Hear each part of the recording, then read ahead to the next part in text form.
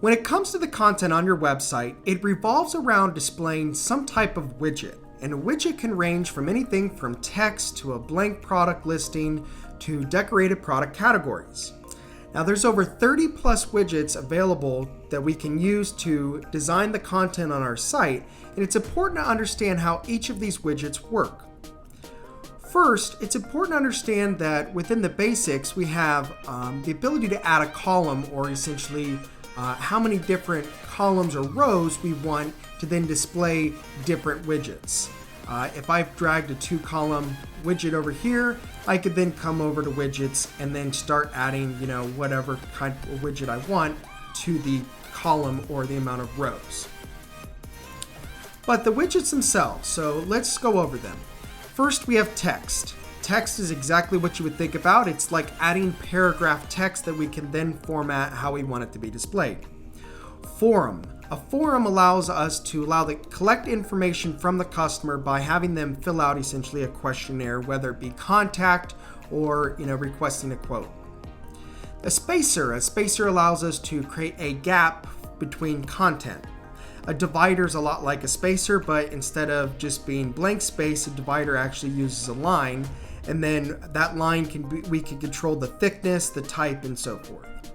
The page title changes based on the title of the page that we're on.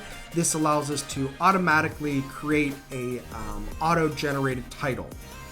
A heading is a lot like the page title, except for it can be uniquely used throughout any part of the website page itself.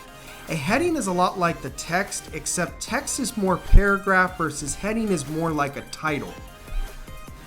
Buttons are exactly what you would think they are. It allows you to essentially insert a button that is most likely going to be a link to another page or resource. Outside of the basics, we have our list.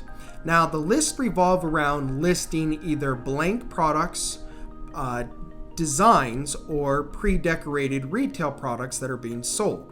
Now we can either list them individually as, essentially here are the products as if it was on a shelf, or we can actually list categories to then allow the customer to navigate to the correct group of products that they're looking for. So again, we have the listings up top, or we actually have the categories, and then once we add the widget, we have several different configuration settings that we can configure. Within the media, we actually can add images, videos, sliders, or even an image gallery. So this is essentially, again, very common media that you would add to a website. If you're looking to be adding an Instagram feed, we're going to actually have social media widgets that we'll talk about here in a second that'll be used in that case. As far as business widgets, we can display different logos, whether they're payment logos or the software itself. We can add a login, newsletter, shopping cart, or even a map to show our geographic location. Within the social, we can add a Twitter feed, Instagram gallery, or social network links. Again, these are pretty self-explanatory and allow you to really be branding your website. Lastly, we have in the advanced, which obviously is advanced, we have HTML, list of links, and store directory. The list of links is a very powerful tool if you want to start creating some extra navigation, especially on the column side of the page. Again, there's over 30 widgets to kind of explore and understand, but they're all pretty self-explanatory and they all work very similar, as in once we add the widget, we then are going to have different configurations as far as the settings or properties, then the design, potentially the background properties, and the layout properties.